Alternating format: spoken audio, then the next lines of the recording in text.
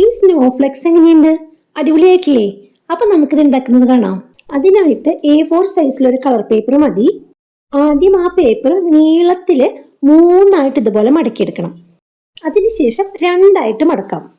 പിന്നെ ആ പേപ്പർ നിവർത്തിയിട്ട് ആ വരയിലൂടെ ഒന്ന് കട്ട് ചെയ്തെടുത്ത് കഴിഞ്ഞാൽ ഒരു 6 പീസ് നമുക്ക് ഇവിടെ കിട്ടും കേട്ടോ.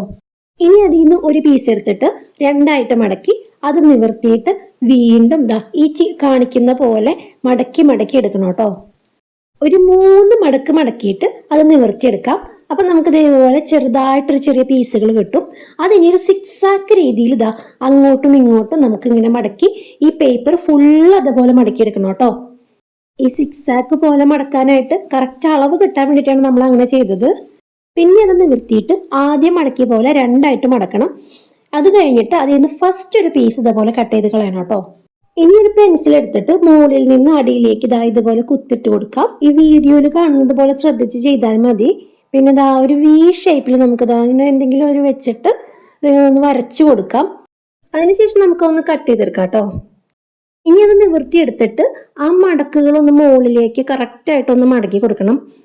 അത് കഴിഞ്ഞ് ആ പേപ്പറിന്റെ അടിവശത്തായിട്ട് 2 സൈഡിലും ഈ ലൈനായിട്ട് ഇങ്ങനെ പശ തേച്ച് കൊടുത്തിട്ട് ആ മടക്കുകളിൽക്കൂടെ തന്നെ ഈ രീതിയിൽ ഇങ്ങനെ ഇങ്ങനെ മടക്കി മടക്കി നമുക്ക് എടുക്കാം. അതിനുശേഷം ഇതുപോലെ ചേർത്ത് പിടിച്ചിട്ട് ഇങ്ങനെ ആക്കി കഴിഞ്ഞാൽ നമ്മുടെ ഒരു സ്നോയുടെ പെറ്റിൽ റെഡിയായേ. ഇനി നമുക്കത് ഒട്ടിച്ചെടുക്കുന്ന ഒരു പണിയാണ്. ഗ്ലൂഗൺ ഉപയോഗിക്കുകയാണെങ്കിൽ പെട്ടെന്ന് ഒട്ടിക്കിട്ടും. മറ്റു പശയാണെങ്കിൽ കുറച്ചു നേരം നമുക്ക് പിടിച്ചു നിൽക്കേണ്ടതൊക്കെ വരും. ഇതുപോലെ 2 പെറ്റല് അപ്പുറത്തും ഇപ്പുറത്തും ഒട്ടിച്ചു. അത് കഴിഞ്ഞ് അടുത്ത 2 പെറ്റല് ഒരു സൈഡിലും പിന്നെ മറ്റേ 2 പെറ്റല് അപ്പുറത്തെ സൈഡിലും ഇതുപോലെ ഒട്ടിച്ചു കൊടുത്തു കഴിഞ്ഞാൽ നമ്മുടെ സ്നോഫ്ലെക്സ് ഇവിടെ റെഡിയായി. ഇനി അതിന് കുറച്ചുകൂടി ഭംഗി കൂട്ടാൻ വേണ്ടിയിട്ട് മുത്തെടുത്തിട്ട് ഒരെണ്ണം സെന്ററിൽ ഒട്ടിച്ചു കൊടുത്തു. അത് കഴിഞ്ഞ് അതിന്റെ ചുറ്റിലും ഒട്ടിച്ചു കൊടുത്തു.